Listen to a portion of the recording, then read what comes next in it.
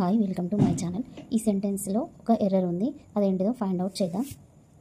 ఏమిచ్చింది మనకు? He told me that he wrote A letter to his superior for a certain reason. ఓకేనా, ఇక్కడ మనకు superior తర్వాత two అనేదేమో superior తర్వాత టూ వస్తుంది అని అంటారు కదా, టూ ఏమో కంపేర్ చేసేటప్పుడు రావాలి. ఓకేనా, రీజన్ అన్నప్పుడు ఫర్, సో ఫర్ అనేది రైటే ఇక్కడ. ఓకేనా, ఇక్కడ మనకి ఏముంది? టోల్డ్ అని ఉంది. టోల్డ్ అంటే ఏంటిది? ఇండైరెక్ట్ మనకు. ఓకేనా, సెడ్ అంటే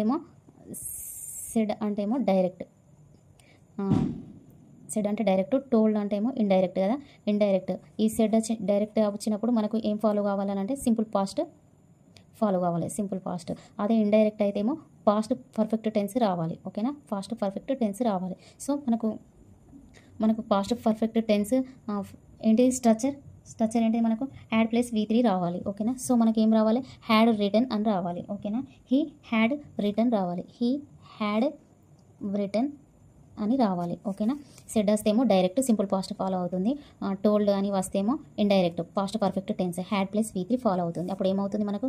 he told me that he had return a letter to his superior for a certain reason. ఓకేనా, సుపీరియర్ తర్వాత టూ ఏమో కంపేర్ చేసేటప్పుడు రీజన్ అయితే ఫర్ అనేది రైటే. ఓకేనా, thanks for watching. Subscribe for more videos.